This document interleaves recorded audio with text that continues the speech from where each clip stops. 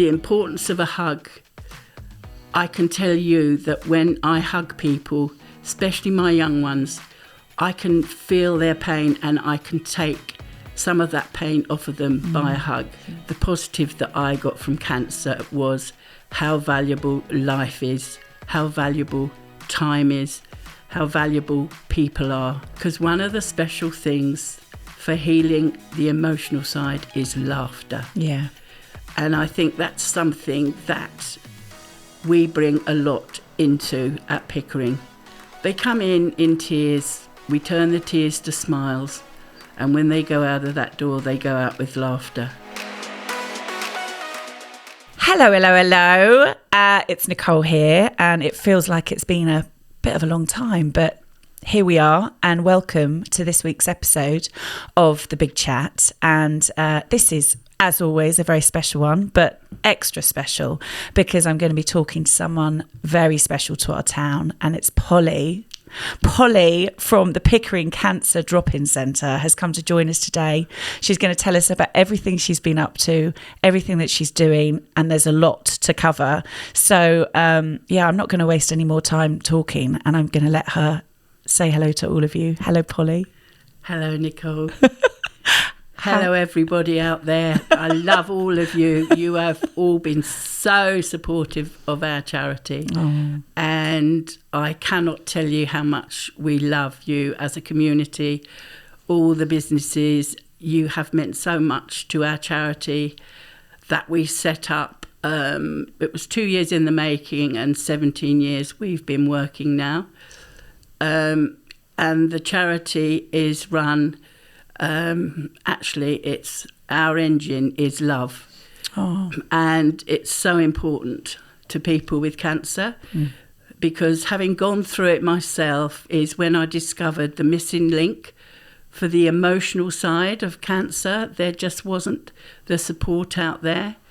My family was struggling. My husband couldn't deal with it at all. So I had to leave cancer outside the door and be jolly Polly when I went inside the door at home. And I think that's what gave me the passion when we heard 19 years ago about the Maggie Centres. And I was a patient representative for the multidisciplinary team. And we were asked, 10 of us, going through cancer, to give our story from diagnosis to going into hospital.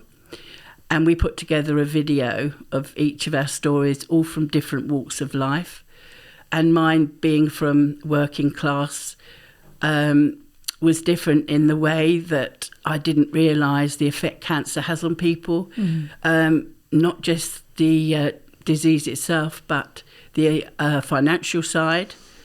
So before I could accept the fact that I'd got cancer, I had to go to see the bank manager, to CAB, to get support for how I can cope, because my husband, being registered disabled, was obviously on low income. But I have to say that cancer has taught me so much, and I like to take the positive out of everything, and the positive that I got from cancer was how valuable life is, how valuable time is, how valuable people are, and all of our surroundings. And I think that today people are just like engines, they're like robots. They don't notice what's going on around them, they don't notice nature. And I think the positive I got from COVID was that it's brought communities together. And being 76 when I was young, community was very special, and we all looked after each other. And that's something that I have found so important, and the positive I take from COVID, apart from the fact I didn't get it, but it got my body. I grew bigger and bigger because I was locked up for a year. And being locked up and running the centre from home does take a toll on you, because we're working with true emotion.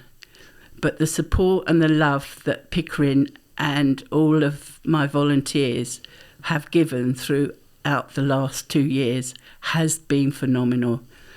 Volunteers are all special, but the Pickering Cancer Drop-in Centre volunteers are even more special because they're dealing with deep emotion, and to give your time for somebody else. And that's a valuable thing too with the charity.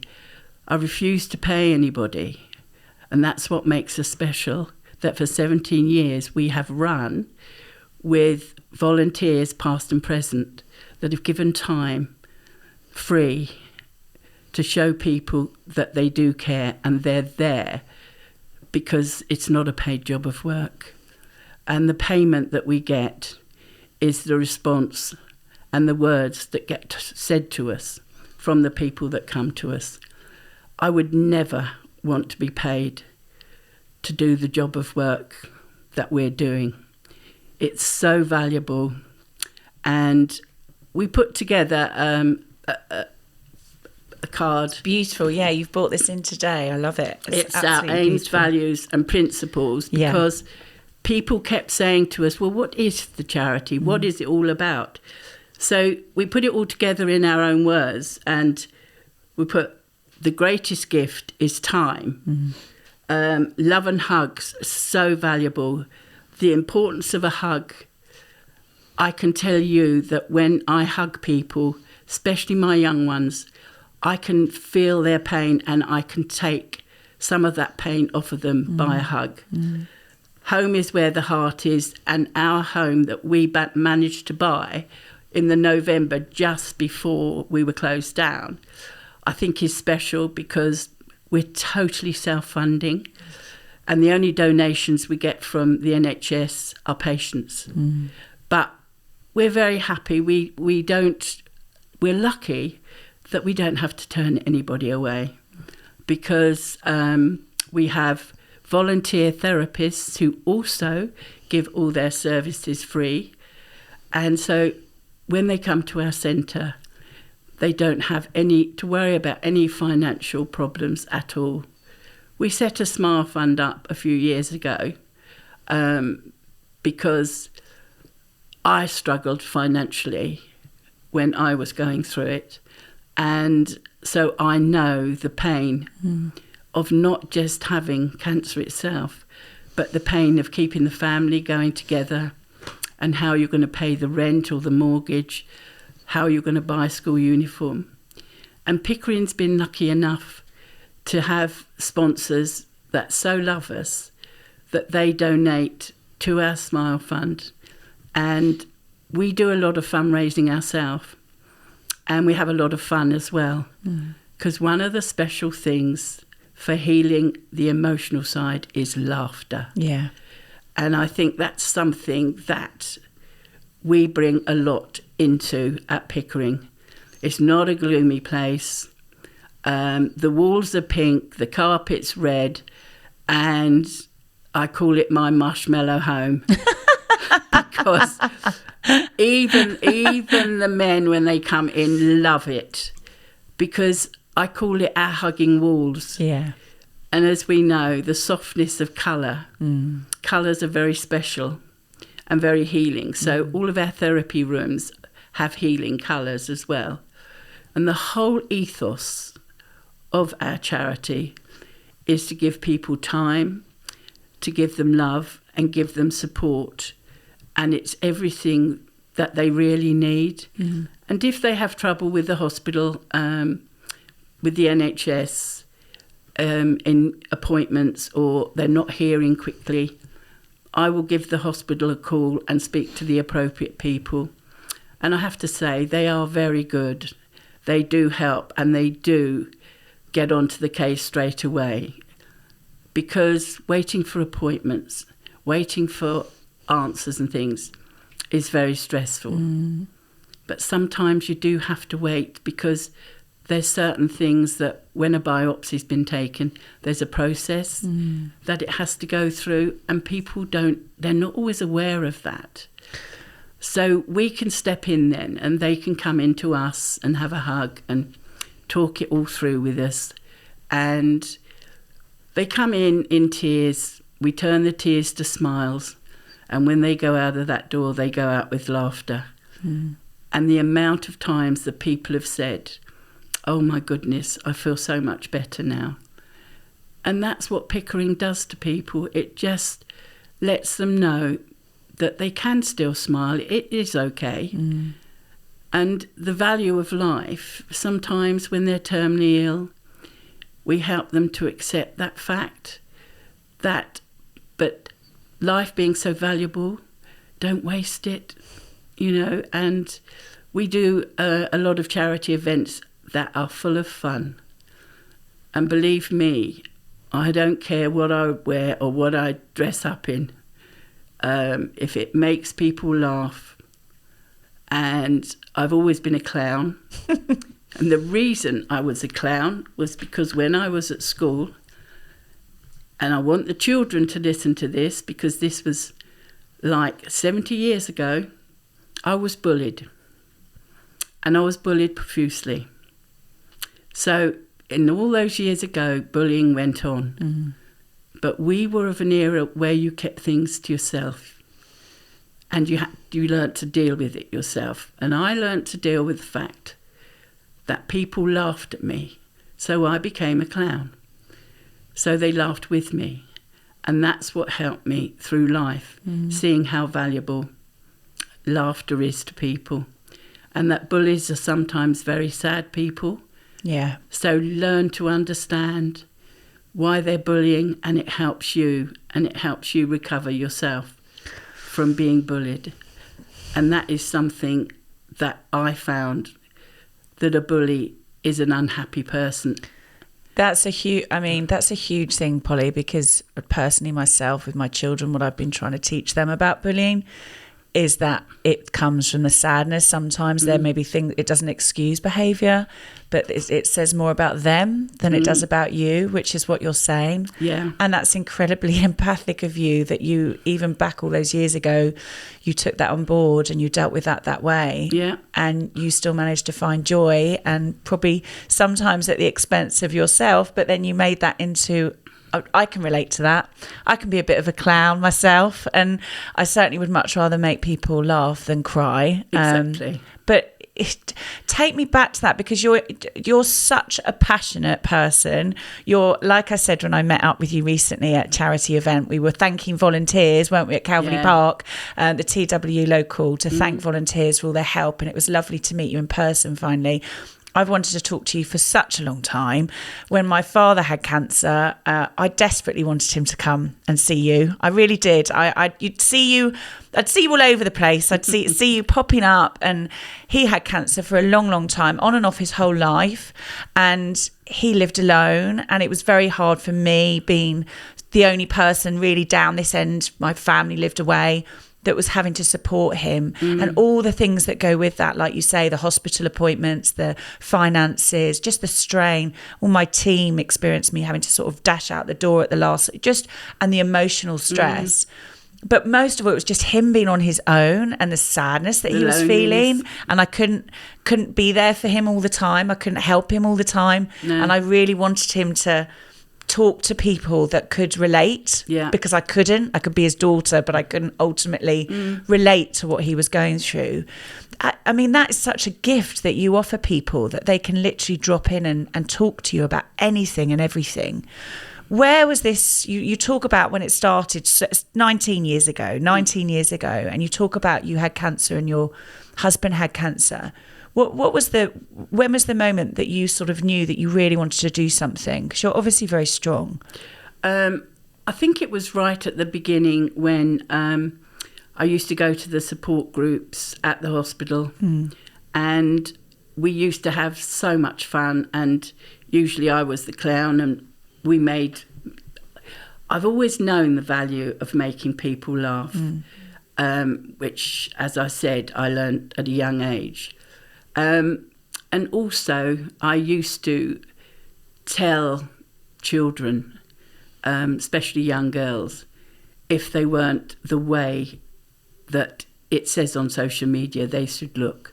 And I used to say to them, listen, beauty becomes within. If anybody's horrible, you tell them you was born inside out like I was. And it used to make them chuckle.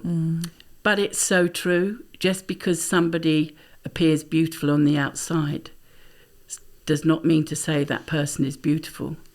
Because I've known many through my life that are so pretty, but are so unhappy. Yeah. It doesn't always bring happiness. And it's trying to get the youngsters today understand that it doesn't matter how you look. It's the sort of person that you are, and it's what you can give. If you give something of yourself, that's a gift. So did you recognise in yourself then, listening to you say that there was something that you could do, that there was a strength and a resilience that you have? Oh, yes. And you, because I mean, you're a beauty, and you're 76. I mean, this is like, I just love the fact that you're 76 and you run rings around me when you come in. And I mean, I've had a couple of Polly hugs now, and I can vouch they are epic, and they just make me feel glorious. Did you realise that you had something there that was a gift? Because it is a gift, that you could make people feel better about being who they are. Yes, I think too. My father was in the medical corps during the war, and he used to tell me stories when I was a little girl, always fascinated by medical sort of things. And he used to tell me the stories when they were on the front line looking after the soldiers that were severely injured.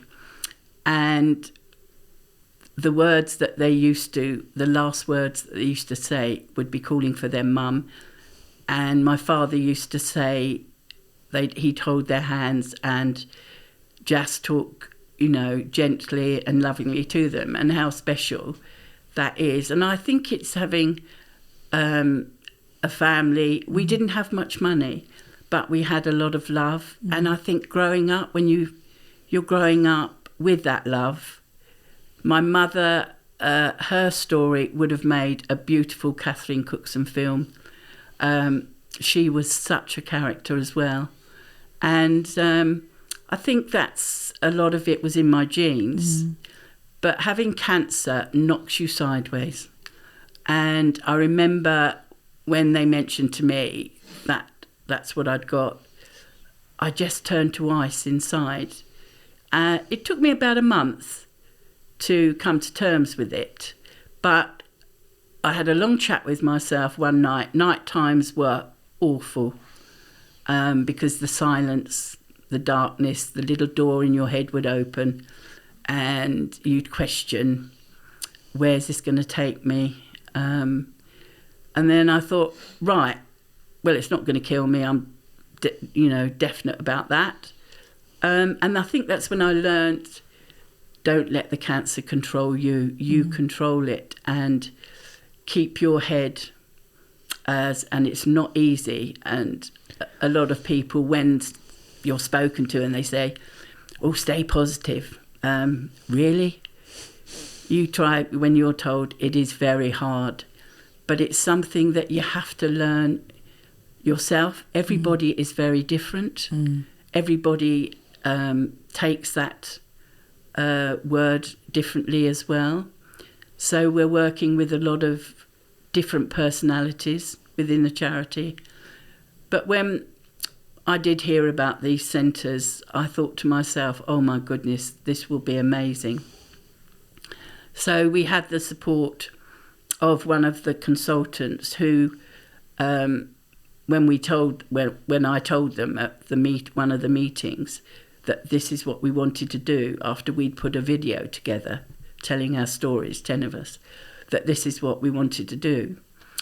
David Pickering, who we've named it after, was sitting next to me, and he said, oh my God, that's a brilliant idea. And then unfortunately he died not long afterwards of a massive heart attack. But they replaced him with 4 people. And what I remember about Dr. Pickering was he was my oncologist.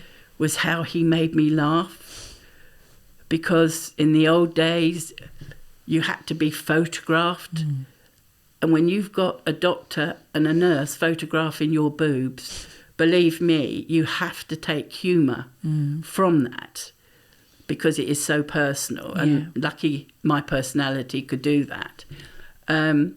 But I just remember what a lovely guy he was and how he made me feel.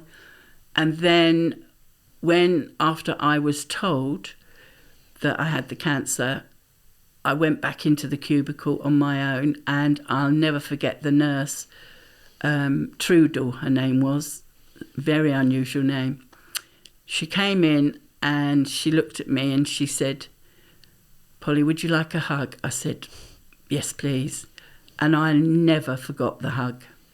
And apparently she'd had breast cancer, and she told me that she never forgot the hug that the nurse gave her.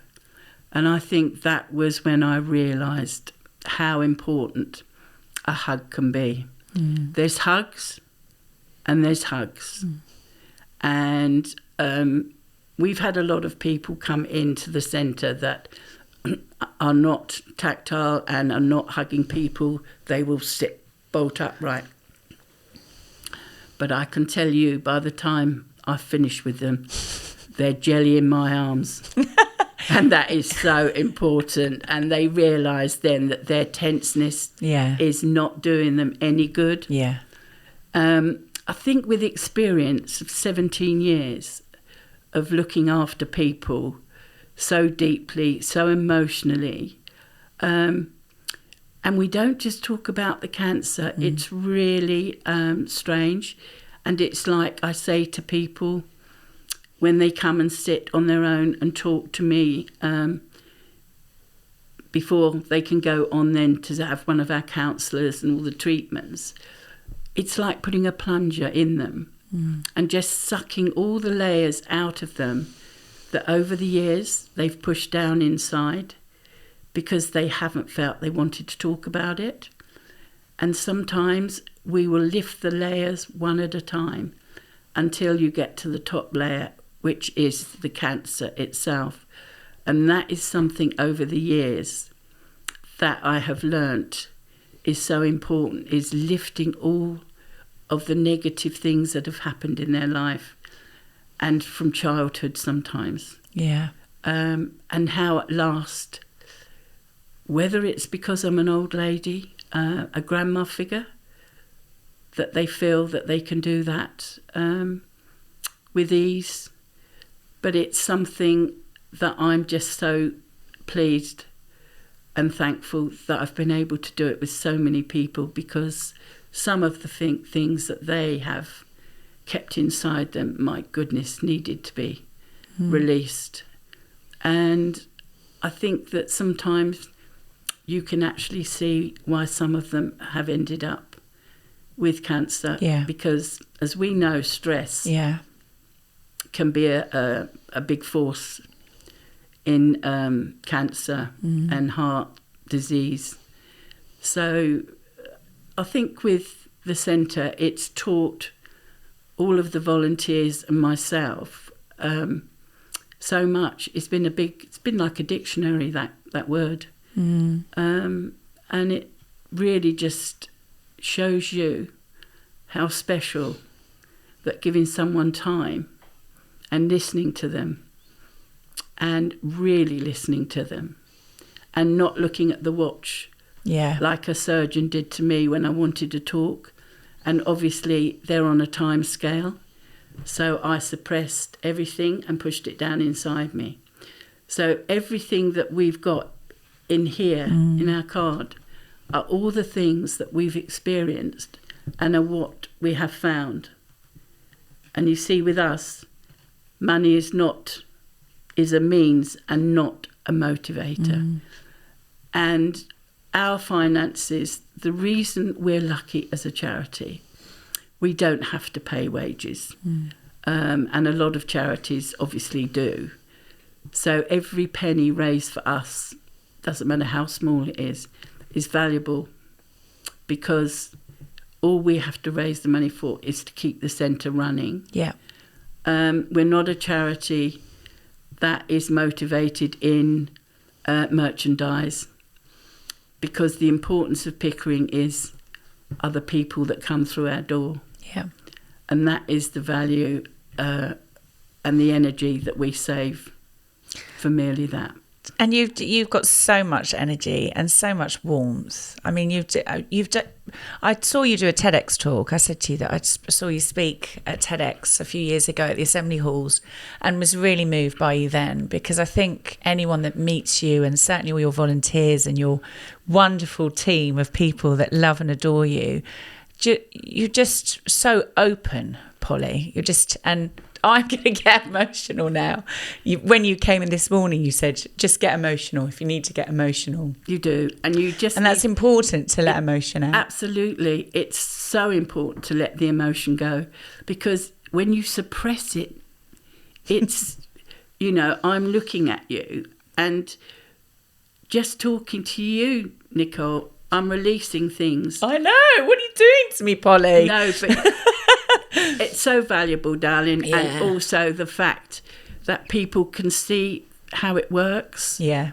And it's visual. Yeah.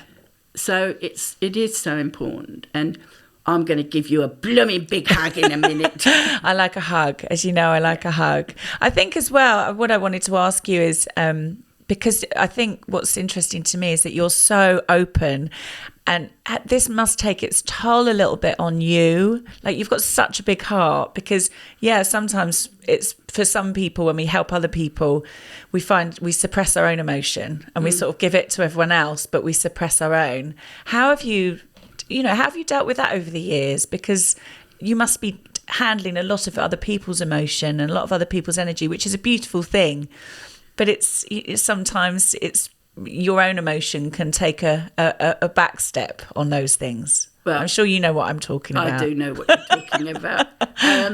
Well, when we first set the charity up in 2004 in the homeopathic hospital, the first 3 families we had walked through the door were something else. And when our idea of setting up was just a room, buddying each other, tea and coffee, not into the charity that we have now, which is phenomenal. I am so proud of the volunteers, but not just my volunteers, our sponsors. Yeah. They are. It really is a community charity, because without the support of the community and the business guys, we wouldn't be able to do what we do. But I remember going home after these 3 families came in, and they were really pretty heartbreaking. And I sat down and had a chat with myself, and I said, right, now, how are you going to deal with this? So I processed it all, and I thought, look what I got out of giving these people a hug, making them see, like, this one, I'll never forget, he came in, the whole family, his daughter and his wife, and they had just been told he'd got 6 months to live. And I looked at him and I said, oh, get your diary out. He said, I've already done it, Polly. He'd worked it out, and in 6 months he'd written down, today I die. So I said, well, you watch. Because I can tell you that the holistic side of healing somebody, the emotional side, goes hand in hand with the medical side. Yeah. So conventional and complementary do work. Yeah. And he lived 2.5 years beyond that. Wow. And we've had so many like that at the beginning that were told they got 3 months this month. Not one of them. And I've got somebody now who's very, very special. And she was given a short time, 15 months ago. And she's still here. It's very powerful. And my father had cancer when he was very young, before my brother and sister and I were born, and was told he could never have children. And he was one of 10 people having therapy, and he was the only one that survived the radiotherapy. And he was told, he used to tell me a story. He was sitting at a Christmas table with my mum and his family, and just thought, this is the last Christmas I'm ever going to be here. But then he literally had almost like you're saying, this kind of thought where he was like, no, actually, no. And he was lucky. He went on to have 3 children and a marriage with my mum, and so life went on. And then he got sick again, and he actually had to have a liver transplant. He had cancer, he had liver disease, he had all sorts of things going on, and he was told again that he wasn't going to live. And I mean, it was getting a bit of a joke, to be honest, Polly, because we'd go to the doctors and there'd be like these massive books of all the things that he'd had with him. But he was determined, and he was also not just determined, but he was so positive. Even though he was a pain in the butt, my dad, and he's given me many traumas, he was always so positive. And he went on to live another 10 years. He saw my brother, my sister and I all get married and all of our grandchildren be born. And then he realised that he'd had enough and he checked out. And I truly believe that with him, because he was always happy and upbeat, and he never complained about all the pain he was in. It was I was always incredibly proud of him for that, because he must have been in excruciating pain and really sad, but he never ever put any of that on any of us. He felt sorry for himself at times, but comparable to the times he was sick, they were very few and far between. And I do think that had a lot to do with him sustaining his... Yeah, absolutely. He had work still to do, and he hung around. And he had a family. And he had support. And also you talking about that support was such for me, an incredibly eye-opening thing. I actually went on to be a yoga teacher for 12 years after my dad got sick, because I wanted to help people. Because what I realised was there were people that just didn't have families. They didn't have anyone that could actually support them or take them anywhere. It was absolutely crazy. But with you guys, a support network, again, that you offer, because with Dad, we would have to quite often make many, many phone calls, many, many conversations about many things. And if he'd not had us, I don't know what he would have done. No. And this again is the support, just all of it, time, the love and the hugs, the home is where the heart is, the money is not the motivator, all these things that you're offering, supporting, is amazing. And the thing is as well, to show you the need for it, we cover a very vast area. We're not just local anymore. We get phone calls. We have somebody coming to us from Gravesend at the moment. Yeah. We have the London hospitals refer them to us. Brighton. Wow. We've had people from Eastbourne Hospital. They come from Rochester, Hastings. I even had a family a few years ago, 5 in the family, from the other side of London. And I said to them about the Maggie centres, but they said it wasn't quite what they wanted. And so they came down to us. And the other thing with us is we say about time. Yeah. We have stayed, if somebody walks in our door and they've just been told, which a lot do, the minute they're told, they will come straight to us if we're there. You can't say to them, oh, right, it's 4:00, we're closed. We have sat there sometimes till 7:30 at night with them until we feel that they have fully been listened to and realise that we can support them with it and hold their hand through it. And I think that is something that's so special to people. Yeah. And until people have gone through something like this, like many people say, if I say to them at many occasions we go to, have you heard of us? And they say, no, I haven't, but then I haven't had the need. You think, I haven't had the need for many things, but I still take it on board. And you still support charities. And people's personalities and their characters. I'm very interested in psychology of the mind and how people's minds work and how they can differ. And a lot of it is because they're so frightened. Definitely. And a lot of people that come into us often say that they found out they're true friends. But what they don't realise is the ones they don't think are true friends are petrified. Yeah.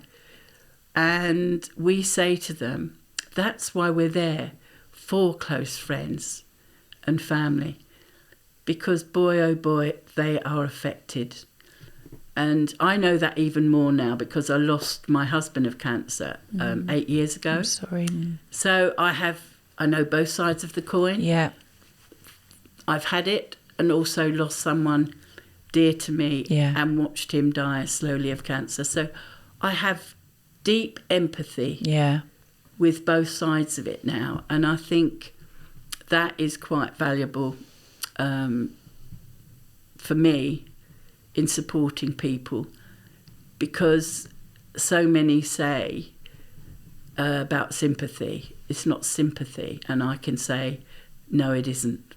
You don't need sympathy, you want empathy. Yeah. And you want people that fully understand. And kindness is what I'm hearing from you, Polly, because even people, when they, like you say, maybe you feel like your friends aren't there, or in any times of hardship, sometimes it feels like people aren't around us when we really need them. Absolutely. But again, it's that thing that possibly it's more about them than you. Yeah. It's something else. It is. And it's time. It's like, that's why I say that it taught me how valuable time is to give to somebody. Yeah. Because I've had people, and one that'll make you laugh, and I'm glad she's in Tenerife at the moment, so she won't see this. But it's my sister. She'll have all the time in the world. She's absolutely adorable, and I love her to bits. And we are so different, chalk and cheese. She'd be on the phone to her friends for hours, and she'd be on the phone to me for 2 seconds. Are you all right? Yes, I'm fine, thank you.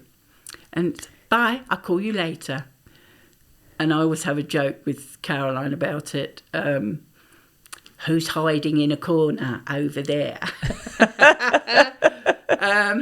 But no, and she also makes me think about the value of time. Yeah. And but no, there's all things through life that you can look at, you can take on board, and it's an absolute eye-opener how important it is.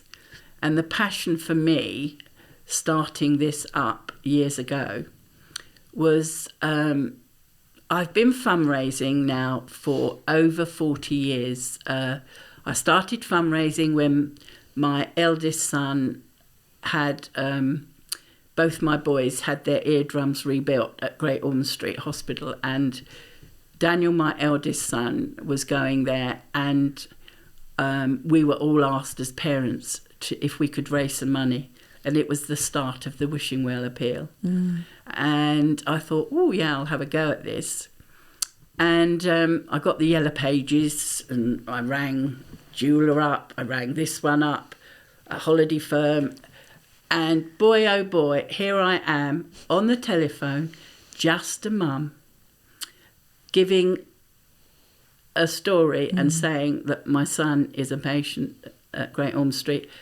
And I ended up with some phenomenal prizes.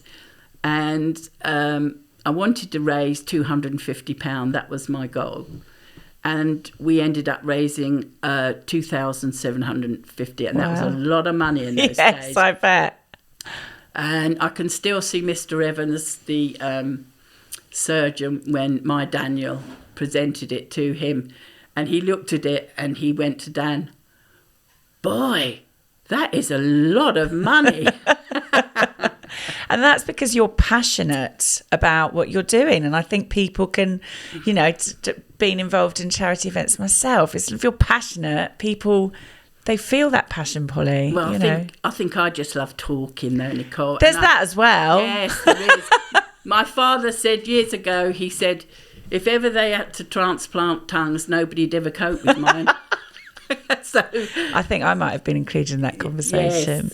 Yes, yeah. Tell me about some fun things you've been doing. So when people come along to the Pickering Centre, things that you can do with, to lift people's spirits, fundraising things, but also things that you get involved with within your community. Yeah. Well, we've got art therapists, and they're brilliant, and people love it. And one of them, she's been doing Zoom art. Oh, okay. With sometimes up to 8 people, which they love. And then we have another one, Doran, who every other week, because at the moment we're running from Solomon's, who have very kindly donated us a room until we can get back into the centre, which hopefully will be in 2 or 3 weeks. Brilliant. We've just had it all gutted. Hasn't cost us a penny. Wincanton have decorated it. Brewers donated me all the paint. Oh, wow. And a very special friend of Pickering, Peter Eisted, because I couldn't get a red carpet from Marks and Spencer's or one of Wincanton's clients, Peter got his carpet guy who had red carpet. I have to have red. And so, yes, that was laid this week. And next week, new furniture, which is being donated by Marks and Spencer's, is going to be delivered. Then we can open. Amazing. And we've also been sponsored with very generous person, £5,000 to redesign our garden back and front. Wow. And that is how special our place is. Yeah. And I found with the fundraising how much I loved it. And I was then asked to raise money when my youngest son, Lawrence, was 2 months old, and he was tongue-tied, and he had an operation at Kent and Sussex in the Rainbow Ward. Mm.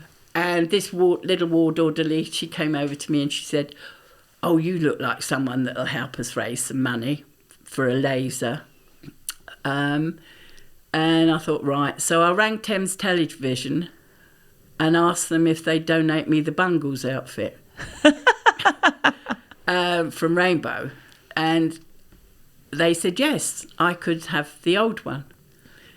So that Bungles outfit helped us raise, and this is now, must be 30 years ago, or thereabouts, we raised £10,500 Goodness me. towards a laser for the ENT at the Rainbow Ward, Kent and Sussex Hospital. Sebastian Coe was opening the new sports shop that was there, and his manager came out and said, Sebastian said, can he borrow you and can you go in and be photographed with him? So we went in there. Yeah. Oh, we've met some people, I tell you, Nicole. I bet.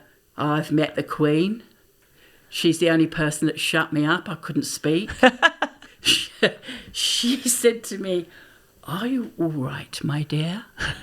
And I thought, what do you think? I'm in front of the Queen of England. Oh. She's the only person where I've been gobsmacked. I just couldn't speak. Yeah. And couldn't get over how stunning a person she is. Yeah.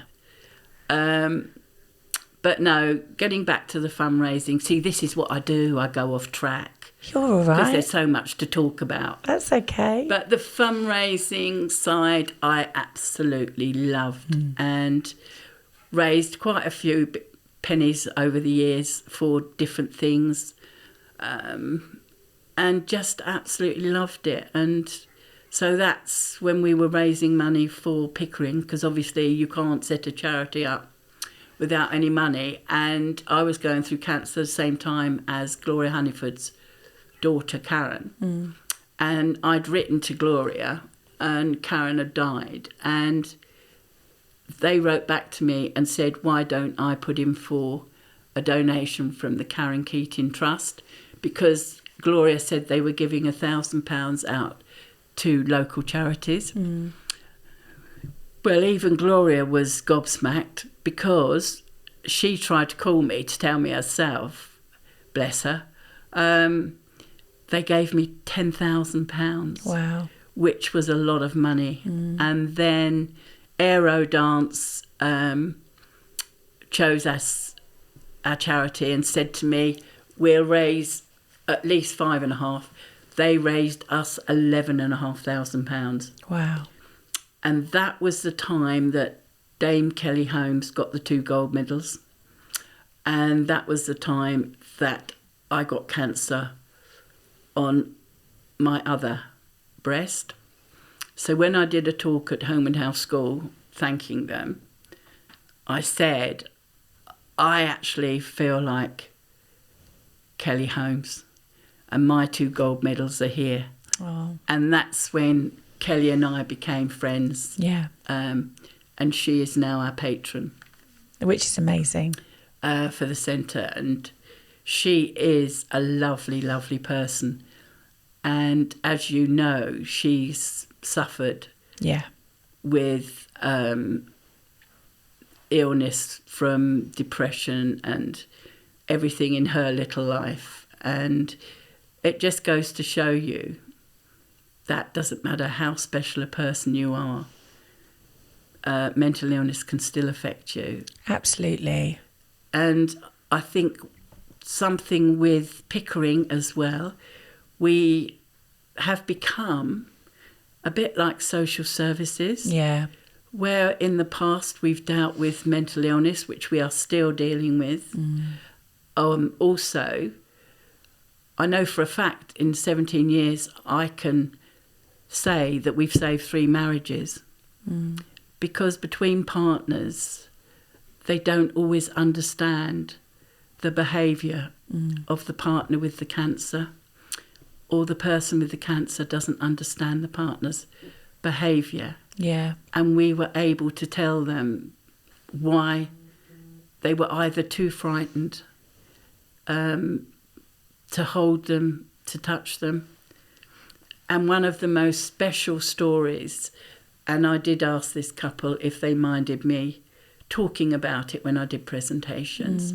She'd had a double mastectomy and was so upset, and said to her husband about it, and his words were so touching. And he said, look, don't worry about it. I can get closer to you than ever now. And I thought that was so beautiful thing to say as a partner. Yeah.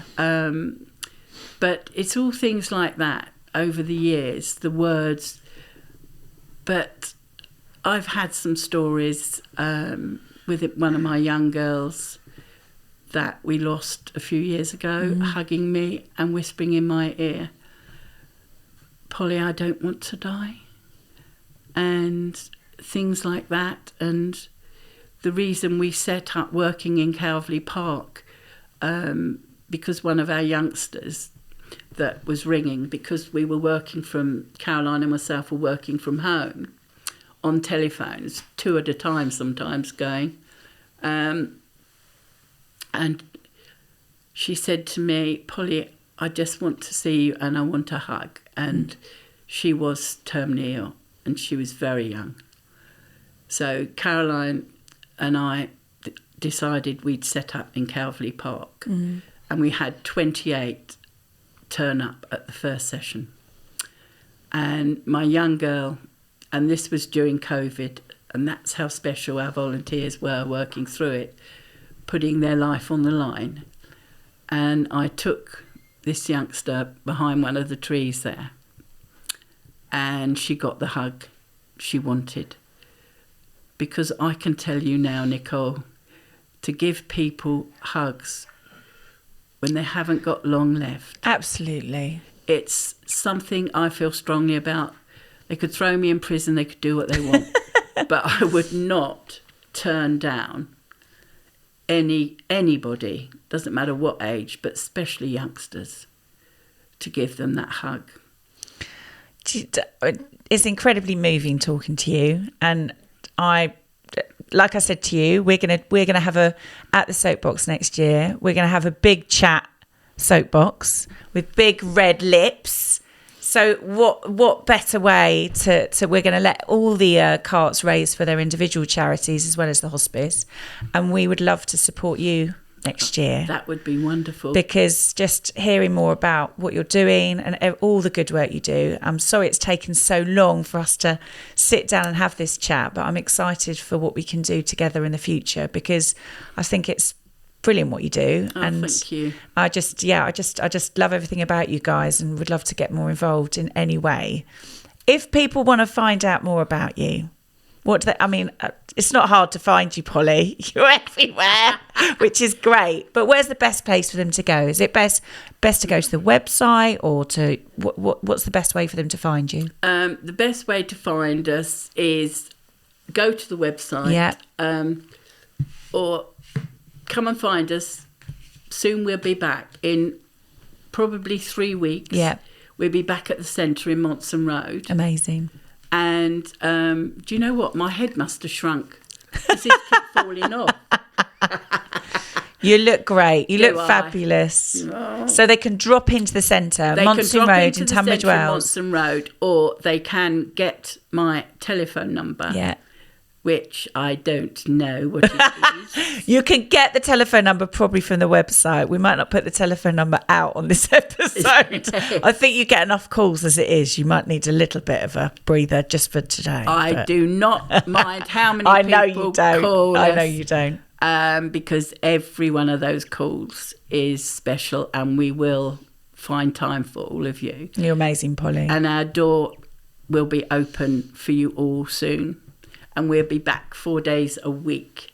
But I must say a massive thank you to you, Nicole. I'm so pleased we've met up with you. Me too. Because I've always wanted to be involved in that soapbox.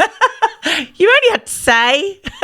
Well, no. Well, you're going to be now, so you're going to be in all its glory. It's, as you know, the red lips are quite iconic. So red is, we could even get some marshmallows involved. Maybe you said about maybe we could have some marshmallows popping out the top or something. You said it's like a big marshmallow there. Yes. But we'll do some stuff together, because as you know, I'm all about hugs.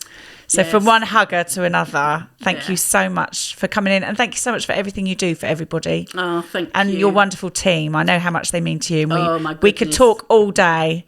We could. I could talk forever about the centre, because I'm so proud of the team and the community and my businessmen, and I love them all so much, because they have, like yourself today, this means a lot, because I can talk about Pickering and let people know that that's the one thing. It's not all about money with us. No, we want to get... It's about the networking. People need to know what you're doing. So, this with you today is as valuable to me as a £10 note. It's my absolute pleasure and honour, honestly. Oh, love you to bits, so it's lovely to see you. I love you too. Well, thank you for coming on. We'll have another chat. Yeah, but more than welcome. We'll do another chat. But thank you so much, Polly. It's lovely to see you.